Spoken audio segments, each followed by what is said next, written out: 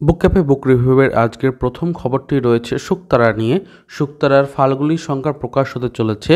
প্রচ্ছদ দেখতে পাচ্ছেন।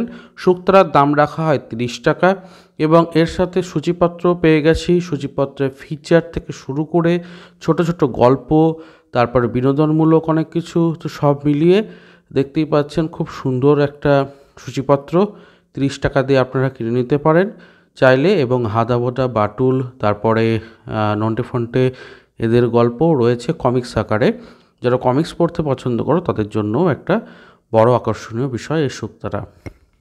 পত্রপাঠ প্রকাশনীর 3 বছর সম্পন্ন হলো এবং 3 বছর সম্পন্ন হওয়ার এই যে একটা উৎসবে 21শে ফেব্রুয়ারি পত্রপাঠের 3টি বছরের জন্মদিন উপলক্ষে পত্রপাঠ বিপণীতে 25% ছাড় থাকছে। দেখতেই পাচ্ছেন 15 ফেব্রুয়ারি থেকে 21শে ফেব্রুয়ারি পর্যন্ত বিভিন্ন জনরার বইগুলোকে আপনারা 25% ছাড়ে কিনে নিতে পারবেন। কলকাতা আন্তর্জাতিক বইমেলা শেষ হলেও বেশ কিছু বইমেলা এখনও রয়েছে, ঠিক যেরকম ঝাড়গ্রাম বইমেলা 6 এপ্রিল থেকে 13 এপ্রিল পর্যন্ত হচ্ছে। এবং এই যে বইমেলা হতে চলেছে ঝাড়গ্রাম লায়ন্স মডেল স্কুল প্রাঙ্গণে বিকেল 4টা থেকে রাত্রি 9টা পর্যন্ত। বইমেলার পরে বই মেলা মানে জেলা বইমেলা হওয়ার সুবিধা হচ্ছে যে কলকাতা আন্তর্জাতিক বইমেলায় যে সমস্ত বই প্রকাশ পেল নতুন বইগুলো, সেগুলো সরাসরি জেলা বইমেলাতে আমরা পেয়ে যাই। দ্বিতীয় কথা হচ্ছে কলকাতা বইমেলাতে আন্তর্জাতিক বইমেলাতে 10% ছাড় দিলেও বিভিন্ন যে জেলা বইমেলা সেখানে কিন্তু 20-22% ছাড় দেওয়া হয়। একটু বেশি নিলে একটু বেশি ছাড়ও দেওয়া হয় এবং নতুন বইগুলো পাওয়া যায়। আর তার উপর ওখান থেকে নিয়ে নিলে ডেলিভারি চার্জও লাগে না। তো সেই জন্য কলকাতা আন্তর্জাতিক বইমেলার পরে যে সমস্ত বইমেলাগুলো হচ্ছে সেগুলোতে যাওয়া বেশি লাভজনক বলে আমি মনে করি। তো অবশ্যই দেখতে পারো। শুধু ঝাড়গ্রাম বইমেলা নয়, আরও বেশ কিছু বইমেলার সন্ধান পেয়েছি। যেরকম মধ্যমগ্রাম বইমেলা শুরু হচ্ছে 28শে মার্চ আর শেষ রবিবার 6 এপ্রিলে হতে চলেছে এটা। তো 28শে মার্চ থেকে 6 এপ্রিলের মধ্যে সুভাষ ময়দান মধ্যমগ্রাম চৌমাথাতে আপনারা যদি পৌঁছে যান তাহলে অবশ্যই বইমেলাটাকে দেখে নিতে পারবেন এবং বেশ কিছু কেনাকাটাও করে নিতে পারবেন। এবং আমাদের নৈরিত প্রকাশনও থাকছে এই বইমেলাতে, অবশ্যই সেখান থেকেও বেশ কিছু বইমেলাতে বই কিনে নিতে পারেন। এগিয়ে যাচ্ছি পরের আপডেটের দিকে। মুর্শিদাবাদ জেলার বেলডাঙ্গা শহরেও বইমেলা অনুষ্ঠিত হতে চলেছে আগামী 22শে ফেব্রুয়ারি থেকে 27শে ফেব্রুয়ারি পর্যন্ত। এসআরএফ কলেজ ময়দানের যে মাঠ রয়েছে সেখানে হচ্ছে আর কি, দুপুর 2টো থেকে রাত্রি 9টা। এছাড়াও কাটোয়া বইমেলারও সন্ধান পেয়েছি, তো সেটা নিয়েও এখানে ডিটেলস দেওয়া রয়েছে। শুধু তাই নয়, এছাড়াও বনগ্রামে বইমেলা বলে দেখতেই পাচ্ছেন জলপাইগুড়িতে মাগুরমারি নামক একটি স্থানে বইমেলা হতে চলেছে, এটাকেও কিন্তু নজরে রাখতে পারেন। অরণ্যমন প্রকাশনী থেকে নতুন যে সমস্ত বই কলকাতা আন্তর্জাতিক বইমেলাতে প্রকাশ পেয়েছে সেগুলোকে এবারে অনলাইনে লেখকের স্বাক্ষর সহযোগে দেখতেই পাচ্ছেন যে প্রি বুকিংয়ের একটা জায়গা রাখা হয়েছে। তো সৌম্যজা দাসের এই বইটাকে আপনারা নিয়ে নিতে পারেন 24শে ফেব্রুয়ারি পর্যন্ত। এটা অরণ্যমনের ওয়েবসাইটে আপনারা 25% ছাড়ে প্রি বুক করতে পারছেন। আনন্দ পাবলিশার্স থেকে এবছর কলকাতা আন্তর্জাতিক বইমেলাতে ছোটদের জন্য যে সমস্ত বই বা কমিক্স রয়েছে সেগুলো নিয়ে এখানে একটা আমি কোলাজ পেয়েছি। এখান থেকে আপনারা এবছর ছোটদেরকে কি বই বেরোলো সেটা পেয়ে যাবেন। শীর্ষেন্দু মুখোপাধ্যায়ের যেরকম বই রয়েছে তেমনি হিমি মিত্র রায়ের আন্দামানের আতঙ্ক নামে একটি বই রয়েছে, তার দামও উল্লেখ রয়েছে। দেখতে পাচ্ছি নন্দিনী নাগ, তারপরে দীপান্বিতা রায়, জয়দীপ চক্রবর্তী প্রমুখ লেখকের বেশ কিছু বই। কমিক্সের মধ্যে রয়েছে প্রফেসর শঙ্কুর অভিযান এবং তারপরে অলৌকিক গল্পের ওপরে সত্যজিৎ রায়ের একটি কমিক্স তৈরি করা হয়েছে। এছাড়াও দেখতে পাচ্ছি ঘনাদা কমিক্স রয়েছে এবং অবশ্যই আমি দেখতে পাচ্ছি যে অন্যান্য যে সমস্ত ছোট বড় কমিক্স যেমন কলম্বাসের কমিক্সটা যেটা সুযোগ বন্দ্যোপাধ্যায় লেখেন সেই ব্যাপারটাও রয়েছে।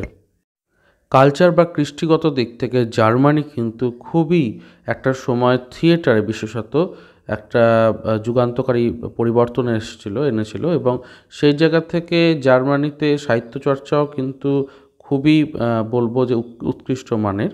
তো সেই সময়কার টাইম পিরিয়ডটাকে তুলে ধরা হচ্ছে কৃত্তিবাসের নতুন যে সংখ্যাতে দেখতেই পাচ্ছেন, এবং এই সংখ্যাটাকে আপনারা নিয়ে নিতে পারেন 50 টাকা এটার মুদ্রিত মূল্য। অবশ্যই যে কোনো ছোটো ছোটো বিপণী বা কলেজ স্ট্রিটের বিভিন্ন জায়গায়, এমনকি বিভিন্ন রেল স্টেশন এবং বাস স্ট্যান্ডের কাছাকাছি যে সমস্ত ছোট ছোট বিপণীগুলো থাকে, যেখানে প্রতিযোগিতামূলক বিভিন্ন ছোট বড় পত্রিকা এবং নিউজ পেপারস পাওয়া যায়, সেখানে কিন্তু এই ধরনের পত্রিকা আকছাদ দেখতে পাওয়া যায়। তো অবশ্যই ওখান থেকেও আপনারা কালেক্ট করে নিতে পারেন।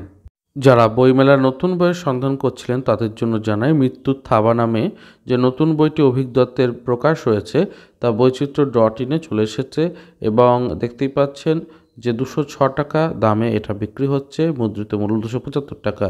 যারা অভিক দত্তের লেখা পড়তে পছন্দ করেন তাদের জন্য এটা অবশ্যই একটা ভালো খবর। শুধু তাই নয়, বুক ফার্মের বিভিন্ন বইগুলো, সমস্ত বইগুলোই বৈচিত্র্য.in আপনারা পেয়ে যাবেন। ওনাদের এটা অফিসিয়াল পার্টনার বলা যেতে পারে। সমস্ত বই এখান থেকেই ওনারা প্রি বুকিং এবং রিলিজ করেন। তো যারা চাইছেন তারা এইভাবেও দেখতে পারেন। আমরা প্রায়শই বলি যে গ্রন্থাগারগুলোর ওপর জোর দেওয়া হচ্ছে না, তবে নতুন একটা খবর প্রকাশিত হয়েছে জাস্ট কয়েকদিনই আগেই।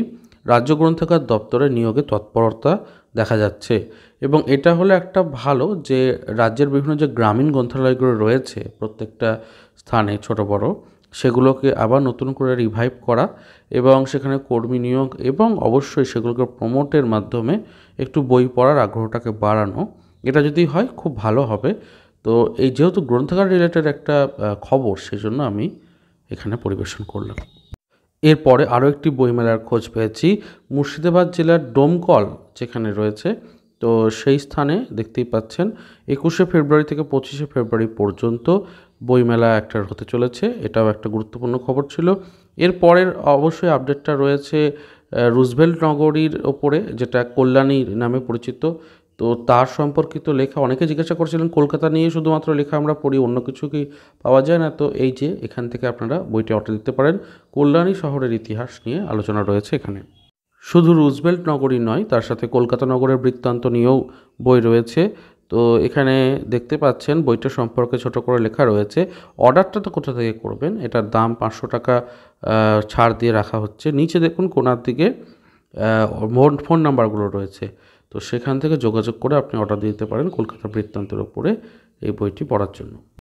আমাদের যেরকম কলকাতা আন্তর্জাতিক বইমেলা রয়েছে ইন্ডিয়াতে, সেরকমই ভারতবর্ষের বাইরে পাশেরই দেশ বাংলাদেশে 21শে বইমেলা রয়েছে। তো সেখানে একটা গুরুত্বপূর্ণ খবর উঠে এসেছে, দেখতেই পাচ্ছেন যে একটি স্টল ছিল যেখানে স্যানিটারি প্যাড ব্যবহার করা হচ্ছিল, মানে বিক্রি করা হচ্ছিল। তো অবশ্যই একটা বড় কাজ এবং ভালো কাজ। তো সেই জায়গা থেকে স্টলটিকে বন্ধ করে দেওয়া হয়। তো এইটা নিয়েই প্রতিবেদন প্রকাশিত হয়েছে রিসেন্টলি, আপনারা অনেকেই হয়তো জানবেন। তো এটা নিয়ে আপনারা বক্তব্য নিচে কমেন্টে প্রকাশ করতে পারেন। আমি তো অবশ্যই বলবো যে এটা একরকমভাবে ঠিক হয়নি, কারণ বইমেলাতে এটার মধ্যে কোনো খারাপ ছিল না। এখন তারা কি ভেবেছেন তারাই জানেন। যাই হোক, বাংলাদেশে এ ধরনের ঘটনা কিন্তু সত্যি নিন্দনীয়। গতকালই একটি কমেন্ট পেয়েছিলাম, বিভিন্ন পত্রপত্রিকা নিয়ে আলোচনা করতে বলেছিলেন একজন। তো সেই জায়গা থেকে এই পত্রপত্রিকাটিকেও দেখতে পারেন। এই পত্রিকাটির নাম উজান স্রোত এবং ফাল্গুন মাসের সংখ্যা এটা 60 টাকা দাম। তো এখানেও কিন্তু বর্তমানে গল্প এবং অন্যান্য বিষয় অনেক কিছু দেওয়া হচ্ছে। আপনারা এটিকেও কিন্তু যদি বিপণীতে দেখতে পান, নেড়েঘেটে দেখতে পারেন।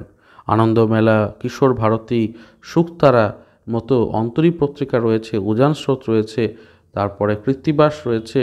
এরকম বেশ কিছু সংখ্যা কিন্তু বর্তমানে বিভিন্ন পত্রপত্রিকা থেকে আসে।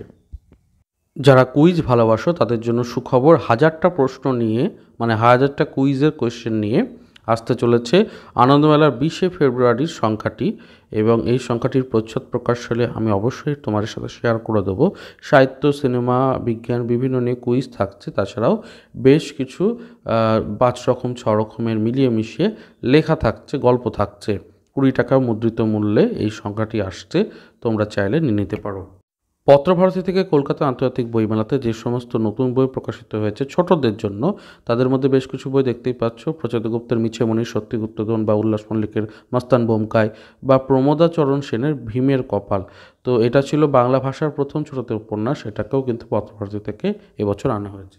যারা লেখালেখি করতে পছন্দ করো তাদের জন্য বিচিত্রপত্র গ্রন্থন বিভাগ থেকে রবীন্দ্র সতীশ চর্চার যে বইটি আসতে চলেছে বার্ষিক জার্নাল, সেখানে লেখা চাওয়া হচ্ছে। অবশ্যই একটা খুব এমিনেন্ট সংস্থা বিচিত্রপত্র গ্রন্থন বিভাগ, সেখান থেকে যখন নেওয়া হচ্ছে। এবং অবশ্যই সৌজন্য সংখ্যা তো দেওয়া হবেই। লেখা পাঠানোর শেষ তারিখ 24শে মার্চ, হাতে সময় আছে অনেকটাই। ইমেল এখানে দেওয়া রয়েছে। 3000 শব্দের মধ্যে লিখে পাঠাতে হবে। রবীন্দ্রনাথ ঠাকুর অথবা সত্যজিৎ রায় সম্পর্কিত আলোচনা, গবেষণাধর্মী বিশ্লেষণধর্মী আলোচনা, এবং লেখার শেষে অবশ্যই তথ্যসূত্র উল্লেখ করার প্রয়োজন। তো এই সমস্ত বিভিন্ন নিয়ম রয়েছে, তোমরা একটু পজ করে পড়ে নিতে পারো। আমি খবরটা দিয়ে রাখলাম, তোমরা অবশ্যই দেখতে পারো। আর এই সমস্ত খবরগুলো যদি ভালো লেগে থাকে তাহলে চ্যানেলটাকে সাবস্ক্রাইব করে দিও। আজকের পর্ব এটুকুই ছিল। ভালো থেকো, সুস্থ থেকো আর বই পড়তে থেকো। ধন্যবাদ।